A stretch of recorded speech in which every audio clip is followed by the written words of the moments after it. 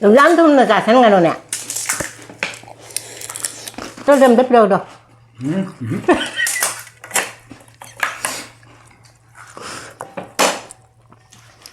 Đốn đây cái nấm rêu này, đốn đây mobile cái nó đâm đất đâu mà. Mấy em rêu có băng bên gì không?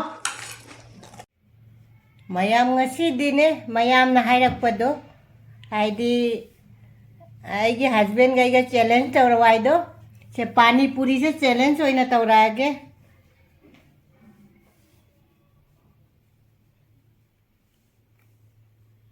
mayam punamak ima indocha kaka ipal iche ibung punamak akubani na hanana khoramjari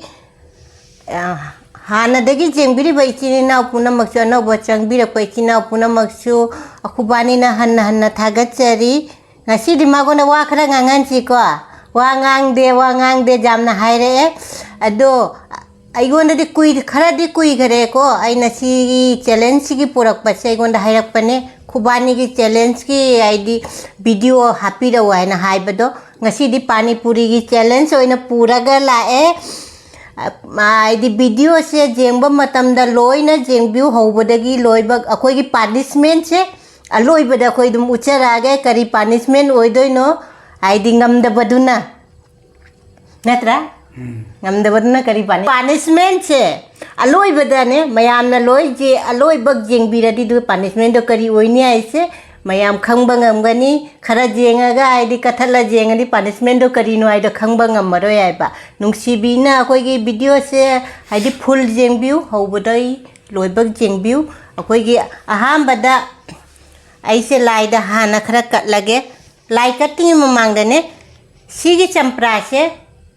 si Panipuri gi mehi sigane khara sinnabe mo khara hapchen ge ko summaga nangi hapkono अदुदी करी जा रहे आई हापगा नंगे हापतदी जब माना ना को challenge I challenge नत्रा छिल्ले दो खरा कर दी हापता है बाय बाय जा रहे गॉड अदुगा लाइगी हाना लाइगी से ना कोई से मसिंग द सी से कुंथरा नी को माई कुंथरा आई कुंथरा नी अदुना इना लाइगी से तोंगाना पोराबा लाइगी से कटला मतुंगदा खुबानी चैलेंज हौदे ने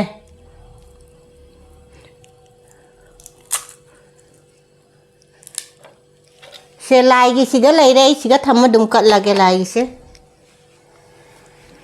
हौरा सिरा अखोई से टाइमर दी थमरोगे आइडी अखोई दुम चाबा अंगम बदुना आइडी माना ngam दे बदुदी ngam दरे को हौरसी एक 1 2 3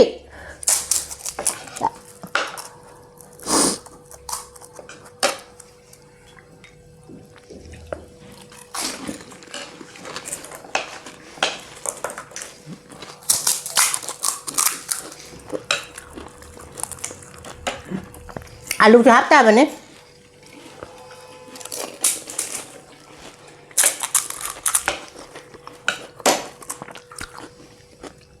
मैं muốn nó đem biếu của ba cái trái kìa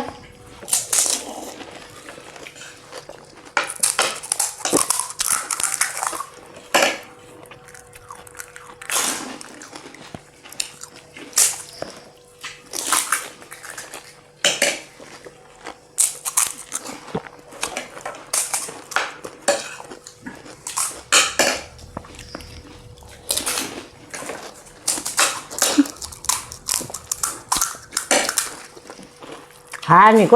알루 좀 아프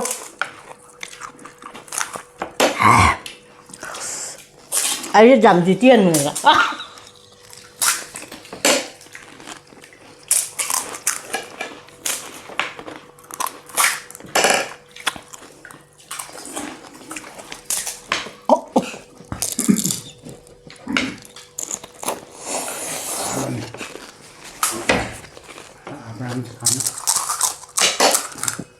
माजी जाम करे चांटून लोशन करे ने मैं आप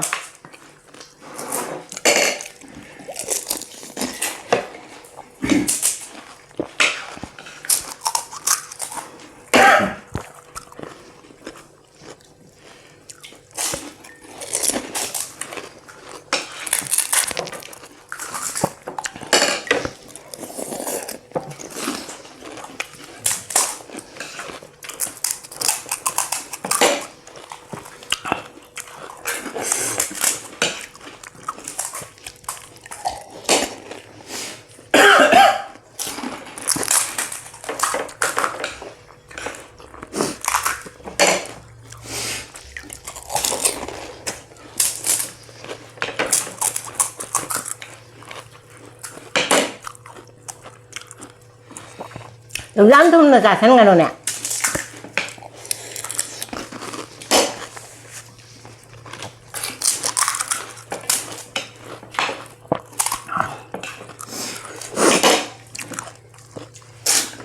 khát chắp chào nè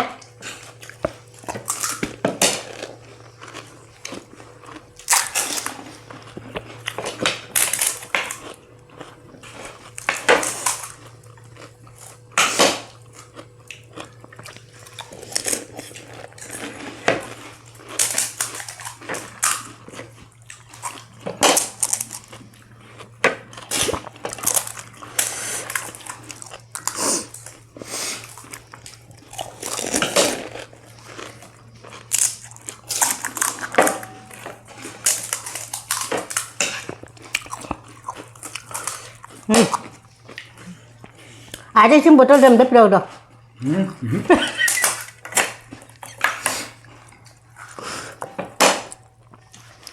đồn đây cái nấm rêu này đồn đây mobile cái nó đâm đất đâu mà mấy em rêu có băng bên gì không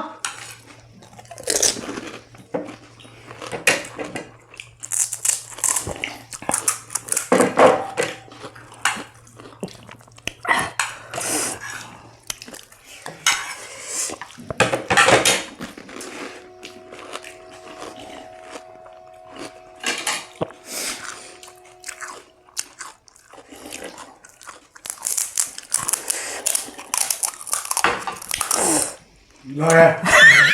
finish. mấy em đó lôi nó dây xa kìa cái đó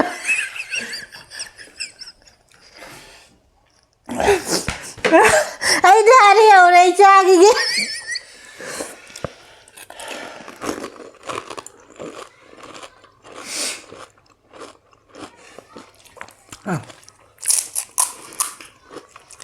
hào đi dầm hào này bà hãy đi challenge đi nào hãy đi ngầm đây đi thu nó sang ngầm đấy chứ đấy ấy nè chỉ cũng bao nhiêu dầm cha đẹp và đôi này ngầm đẹp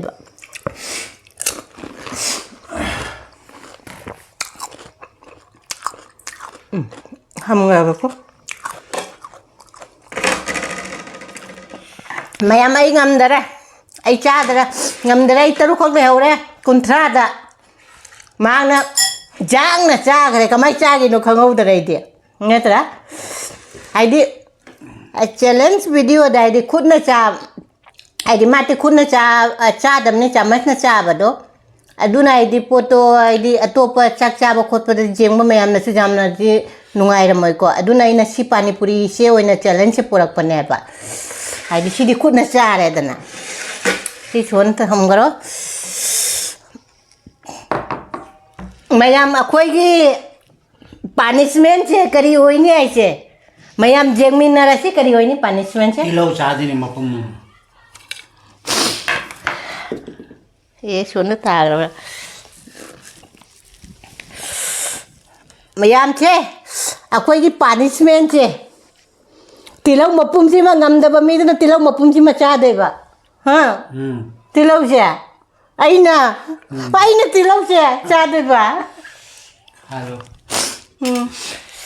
mà cú sẽ khóc là cái mà cú chỉ có đi cha và đi ra rồi quoi à tôi bắt đầu làm cái đó mình chỉ punishment chỉ đi chỉ punishment chỉ đi jam nó ngay tới punishment thì lâu chỉ muốn cái cha tôi mai bà Masung to re ta.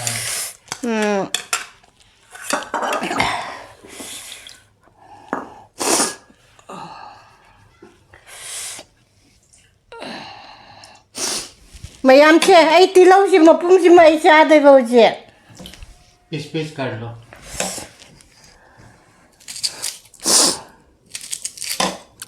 Chị này challenge cái tàu nín đây thì challenge ấy nó giàu ngầm giờ nó không mà chả mới nồng được này cô nó nung xì được rồi cái tăng chào không ấy không mất thằng ta कोई consider नहीं है no buy one day. cái tăng chào mà chào ai giờ đây tí lâu chơi không rồi cái punishment phần ngầm mình à hãy đừng ngầm máu rồi mình tí lâu cho cha ta đây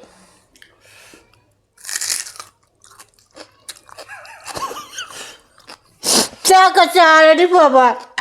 Chal, khá là. ở jam này đi cha ngầm rồi bố chị को वो पूरा खाना पड़ेगा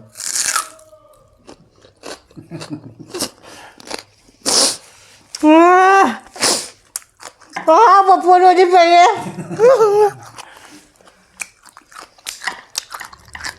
चलो रख दो अभी next बार से देखना असमान नुक्सी भी रहते तिलों से चावल तिलों वही मुझे वो कमाई चाह देने से बा सोच समझ के रखो चले ना तोन कर ना सिटका है ना मैं हम चीज़ चावल हमारे तिलों से चावल हम दे रहा चला एक खा लो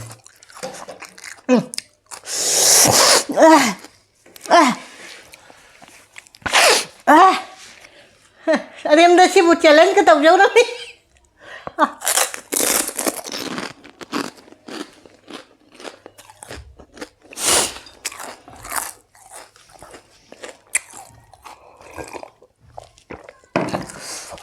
ma'am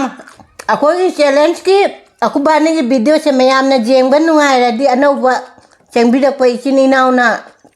जेंबीबा तारसु subscribe like share तौसनबिरमो मथंग नुंगाई नुंगाइबा video पूरा लाके ngasiगidi siga थम्मे बाय।